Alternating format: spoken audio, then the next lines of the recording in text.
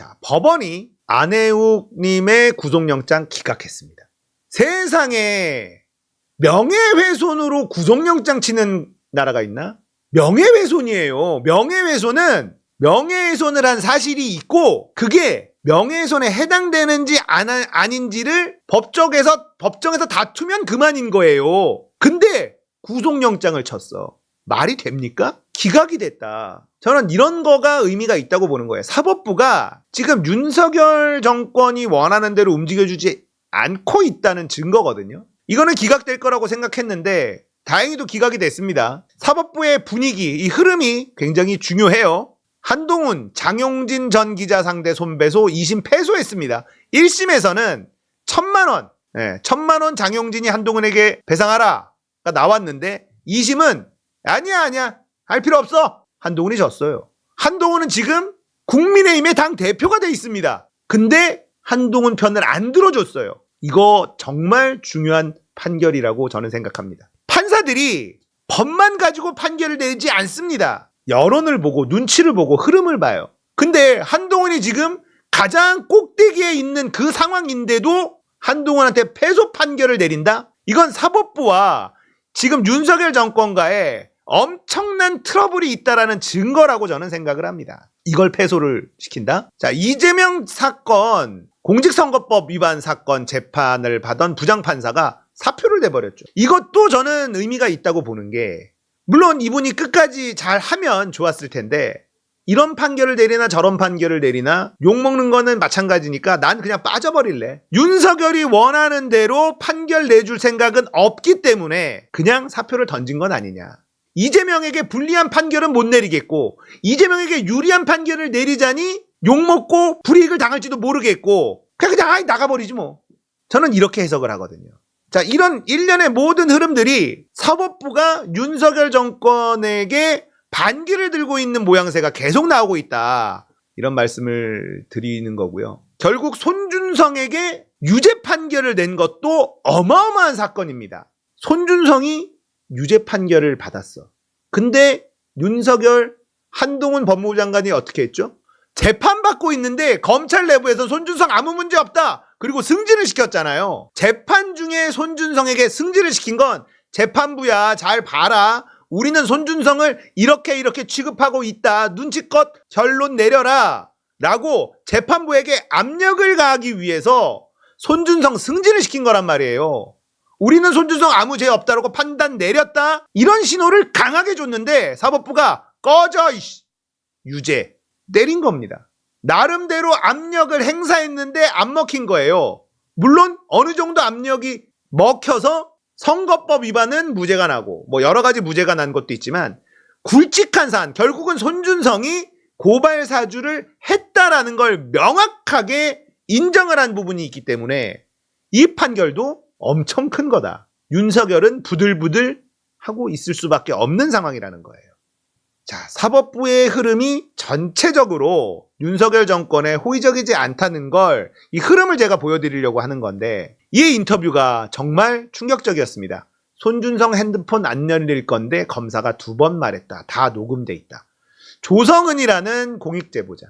민주당의 수많은 수박들보다 이런 사람 민주당에서 있으면 좋겠다라는 생각이 듭니다.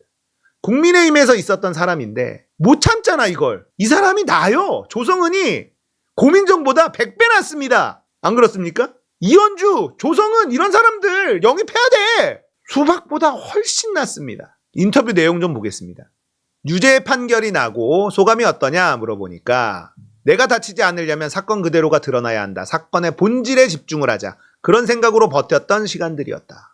법원은 핵심적인 사실관계를 모두 인정한 거예요. 손준성 보냄이라는 꼬리표가 달린 텔레그램 메시지 18건은 모두 손 검사가 김웅에게 직접 전송한 것, 손 검사가 문제의 고발장 작성과 정보 수집에 관여한 것, 이게 결정된 겁니다. 이게 핵심이에요. 그래서 엄청 중요한 판결이었다는 거고요. 이 고발장은 선거일 전까지 수사기관에 접수되지 않아서 범죄가 완성되지 않았으므로 선거법 위반 혐의는 무죄, 공무상 비밀 누설 등 나머지 혐의는 유죄, 형량은 집행유예 없이 징역 1년 이런 결론이 난 거죠.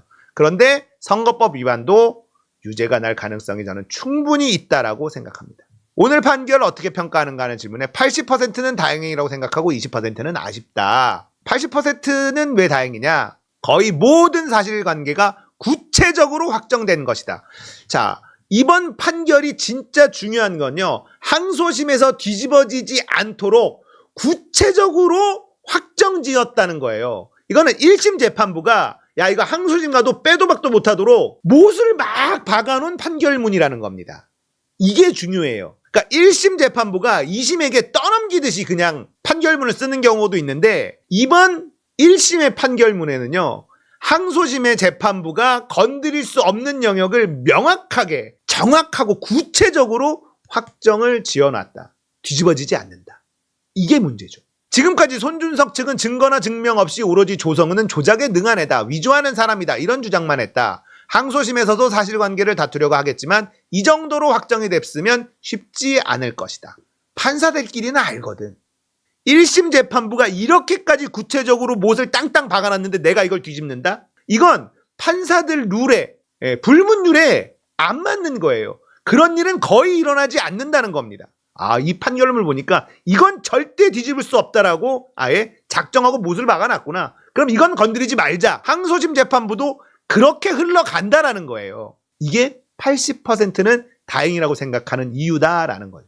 20% 아쉬운 건 뭐냐? 검사가 정치 중립 의무를 저버리고 선거에 개입한 행위에 대해서 일반인의 경우보다 사법부가 더 적극적으로 판단해서 앞으로 이런 짓을 꿈도 꾸지 못하게 해야 되는데 이걸 무죄 준 건 아쉽다. 하지만 법의 해석 문제이기 때문에 앞으로 항소심에서 공수처가 적극적으로 다퉈야 한다. 이거 유죄받을 수 있다라는 얘기죠.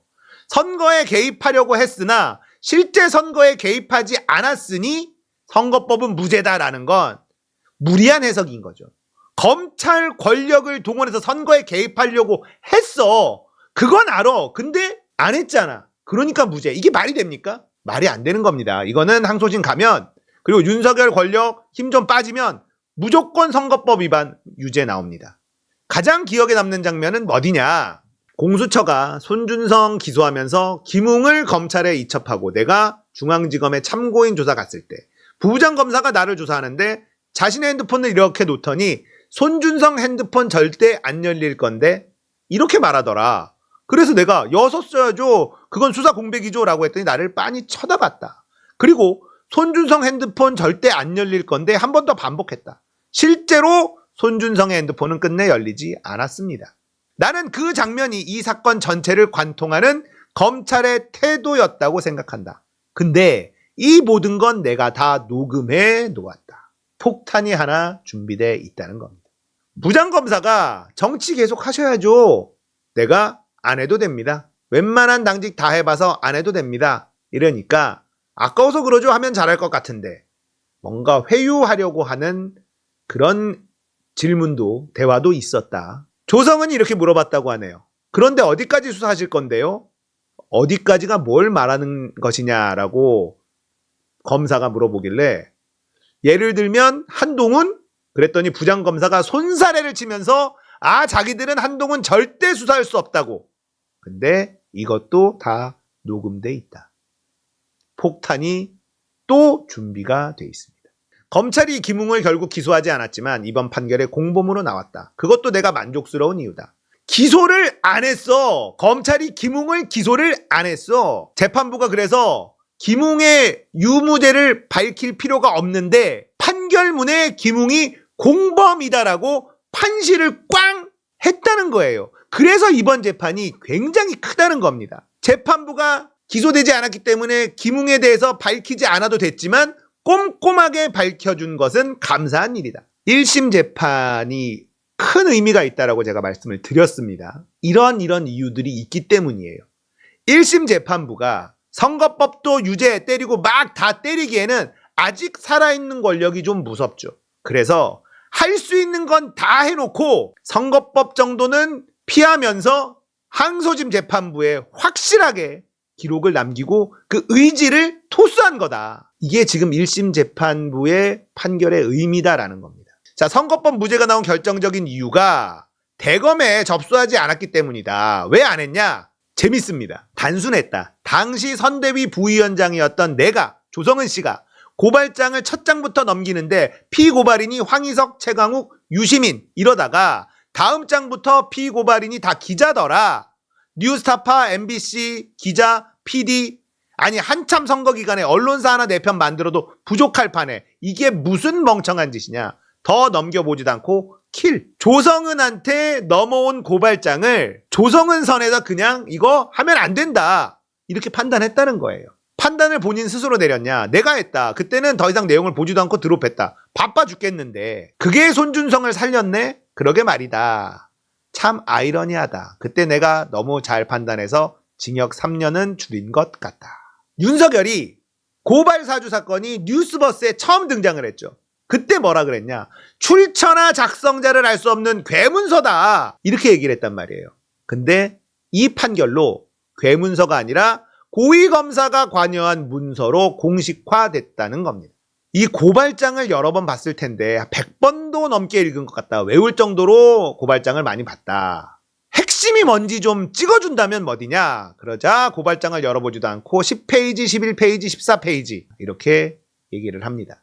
10페이지에는 어떻게 적혀있냐? 뉴스타파가 의혹 보도를 했지만 그러나 사실 김건희는 불법적인 주가 조작에 관여한 사실이 전혀 없었다. 고발장에 이렇게 써 있습니다. 11페이지에는 MBC가 검언 유착 의혹 보도를 했지만 그러나 사실 한동훈 검사장은 채널A 기자를 시켜 이철에게 유시민 이사장의 비리를 진술하라고 설득한 사실이 없었고 지땡땡은 한동훈 검사장의 음성 녹음을 청취한 사실도 없었다. 14페이지에는 이로써 피고발인 지땡땡, 피고발인 심땡땡 등은 공모하여 사람을 비방할 목적으로 정보통신망을 통하여 공공연하게 거짓의 사실을 드러내어 피해자 윤석열, 김건희, 한동훈 등의 명예를 훼손하였다.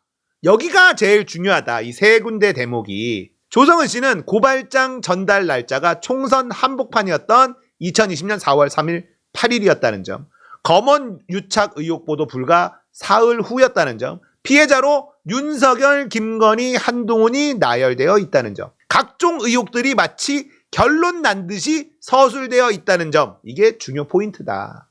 정리도 너무 잘해주네.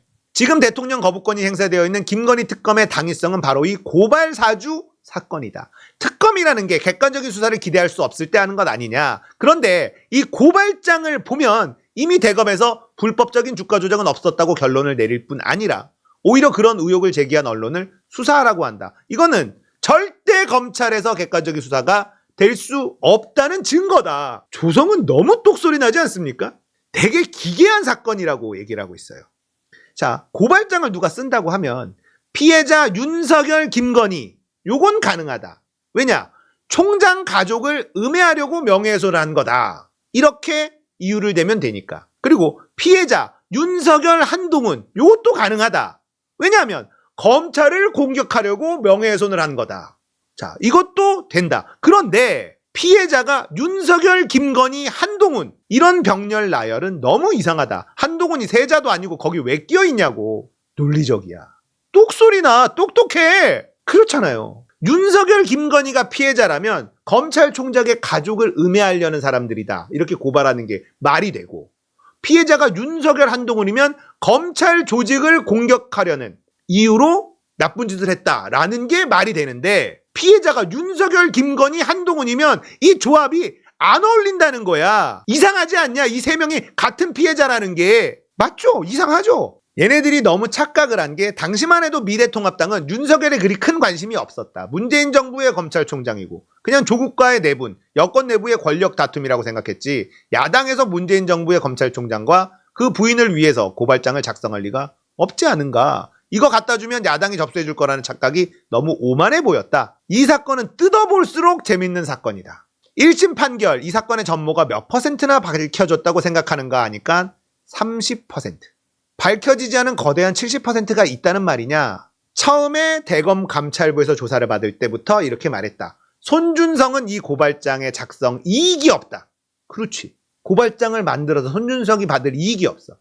이 고발장의 명백한 이익 당사자는 윤석열, 한동훈, 김건희이다. 그렇다면 손준성은 왜 고발장을 손준성이 작성을 했을까? 또 고발장 문장이 굉장히 조악하고 조잡하다.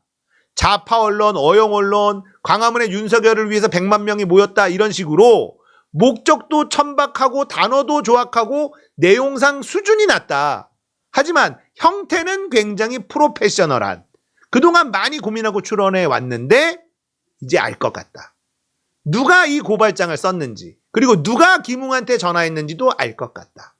최초의 아이디어가 누구였는지도, 그 속에서 손준성의 역할이 무엇이었는지도. 하지만 조성은 씨는 증거가 있지 않은 추론일 뿐이다. 그래서 누구 아이디어인지는 얘기하지 않았다. 그러니까 보도할 수 없다. 이렇게 나오고 있어요.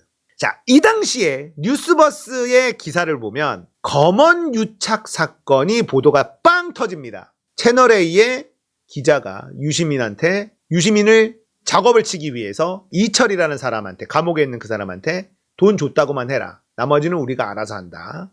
이 작업을 하다가 이게 다 걸려서 보도가 되죠. 근데 이게 터지자마자 어떤 일이 벌어지느냐. 한동훈과 손준성과 그 당시에 대검 대변인 3명이 카톡을 무지하게 합니다. 카톡을 막 얘기를 하고 그 다음에 한동훈이 윤석열하고 엄청나게 통화를 합니다. 그리고 나서 고발장이 만들어집니다.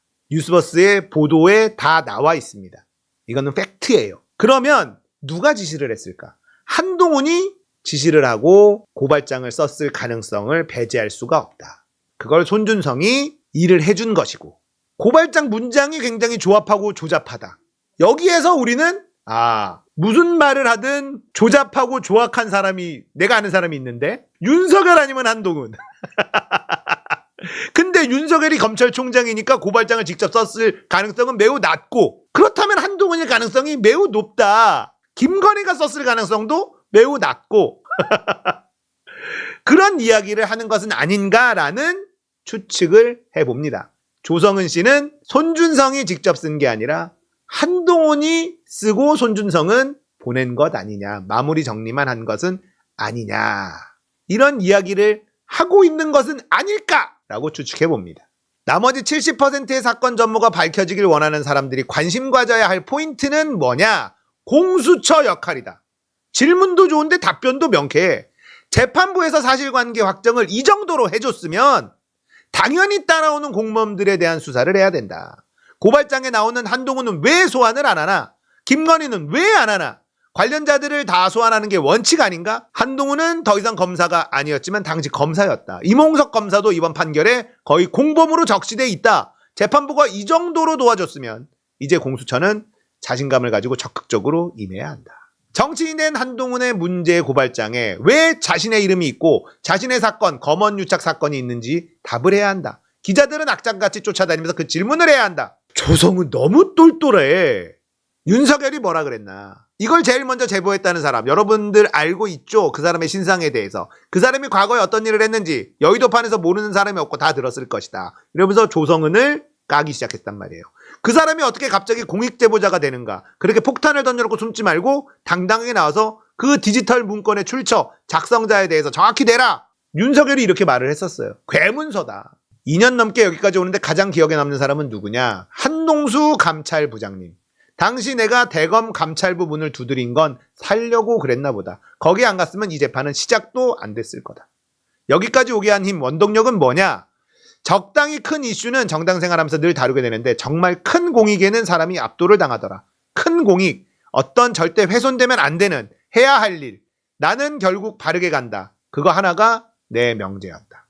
조성은 씨의 인터뷰인데요. 느껴지는 바가 많습니다. 이분이 원래부터 국민의힘 새누리당 여기서부터 출발한 사람은 아니고 제3지대 뭐 이쪽으로 갔다가 결국은 이제 자유한국당 뭐 이렇게 흘러간 분으로 알아요. 민주당에 어울립니다. 이재명의 민주당에 어울리는 사람이에요. 그동안에 김대중의 민주당은 있었습니다. 김대중의 민주당은 확실히 있었죠. 김대중 총재, 김대중 대통령은 보스 정치였으니까 그 시절에는 김대중의 민주당은 있었는데 노무현의 민주당은 없었습니다. 친노들이 민주당의 실세였나? 제 기억으로는 그렇지 않았다고 저는 생각을 합니다. 문재인의 민주당은 있었느냐? 문재인의 민주당은 있었죠. 친문이라고 하는 애들이 민주당의 핵심 세력이었으니까. 그죠? 그들이 진짜 친문인지 문재인 대통령은 아니라고 얘기할지는 모르겠으나 우리는 다 그렇게 알고 있으니까. 문재인의 민주당은 있었습니다. 이재명의 민주당이 있습니까? 없습니다. 민주당은 이재명 편이 아니다. 지금 이재명을 지지하는 세력은 민주당 내 소수예요. 그래서 저는 이현주의 복당을 찬성하는 겁니다. 이현주가 지금 민주당에 들어온다면 이재명과 궤를 달리할 수는 없기 때문에, 친문이라는 것들이 이현주의 복당을 반대하고 있기 때문에, 이런 상황에서 이현주가 민주당에 들어온다면 이재명과 함께할 수밖에 없다. 그러면 이재명에게 든든한 아군이 될 것이다 라고 생각하기 때문에 저는 이현주의 복당을 찬성하고 있는 거예요. 다시 한번 말씀드리지만 저는 이기는 게 중요한 사람입니다. 이현주가 과거에 어땠든 나중에 어떻게 할 거든 지금 당장의 상황에서는 이현주의 민주당 복당은 이재명에게 도움이 된다. 만약에 조성은이 민주당으로 영입이 된다. 이재명에게 도움이 될 거예요. 그리고 이재명이니까 민주당에 올 수 있는 겁니다. 그동안의 민주당과는 내가 궤를 다르게 했지만 이재명의 민주당하고 나는 굳이 안 섞일 이유도 없어. 이렇게 생각하는 사람들이 있어. 그죠? 운동권 세력이 아닌 이재명의 민주당은 나랑 생각이 같을 수 있어. 이렇게 생각할 수 있기 때문에 그래요. 조성은 같은 사람은 국민의힘에 있을 수가 없죠. 결국은 이걸 터트린 사람 아닙니까? 견딜 수가 없어서. 원래 국민의힘 출신은 아니에요. 민주당에 왔으면 좋겠다. 이렇게 똑소리 나고 똑똑하고 거악과 싸울 수 있는 사람. 이현주가 민주당에 들어오면요, 이재명한테 무조건 플러스입니다. 많은 사람들이 민주당에 마이너스 아니냐? 아니, 이재명한테 플러스면 민주당에도 플러스예요. 이재명에 반대하는 사람들을 다 쫓아내야 되니까. 아, 국민의당, 맞아, 국민의당. 안철수 이쪽에 있다가 약간 민주당 섞여 있어. 국민의당으로 들어가서 이렇게 돌고 돌다가 국민의힘 쪽으로 간 사람이기 때문에 안 맞지. 이현주, 조성은은 문재인의 민주당에는 들어올 수 없어도 이재명의 민주당에 들어오는 건 크게 거슬리지 않는 사람이라는 겁니다. 잘 싸워주고 똑 부러지고 선명하고 고민정 같은 애보다는 100배 1000배 낫죠.